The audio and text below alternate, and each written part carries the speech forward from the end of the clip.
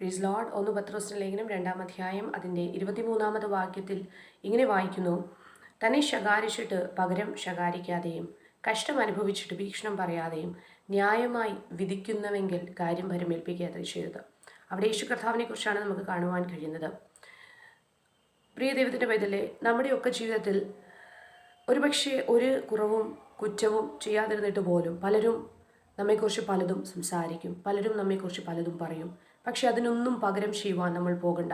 ന്യായമായി വിധിക്കുന്നുവെങ്കിൽ നമ്മൾ കാര്യം ഭരമേൽപ്പിക്കണം. Praise the Lord. കർത്താവ് നമുക്ക് വേണ്ടി ന്യായമായി വിധിക്കുന്ന ഒരു ദൈവമാണ്. യേശു കർത്താവ് അങ്ങനെയാണ് ചെയ്തത്. കർത്താവിൻ്റെ ജീവിതം നമുക്കൊരു മാതൃകയാണ്. യോസെഫിനെ കുറിച്ച് പഠിക്കുമ്പോൾ നമുക്കറിയാം, തനിക്ക് പല അവസരങ്ങളിലും തൻ്റെ ഭാഗത്ത് കുറവില്ല അല്ലെങ്കിൽ കുറ്റമില്ല എന്ന് തനിക്ക് തെളിയിക്കാൻ അവസരങ്ങളുണ്ടായിരുന്നു. പക്ഷെ താൻ അത് തെളിയിക്കാൻ പോയില്ല. താൻ കർത്താവിൻ്റെ കരങ്ങളിൽ ഏൽപ്പിച്ചു. മോശയ്ക്കും അഹരോനും വിരോധമായി ഇസ്രായേൽ ജനം സംസാരിക്കുമ്പോൾ അവരവിടെ ഒന്നും പകരം ചെയ്യാൻ പോകുന്നില്ല, അവരൊന്നും തെളിയിക്കാൻ പോകുന്നില്ല.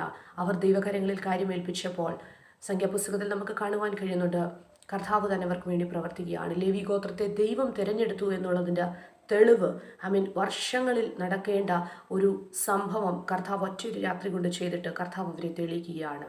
ഇയ്യോബ് തൻ്റെ സ്നേഹിതന്മാരോട് ഒന്നും പറയുവാനോ തെളിയിക്കുവാനോ പോയില്ല. പ്രിയ ദൈവത്തിൻ്റെ പൈതലേ, മിണ്ടാതിരുന്ന ദൈവം എന്നറിയുവാൻ കർത്താവ് കൃപ ചെയ്യട്ടെ.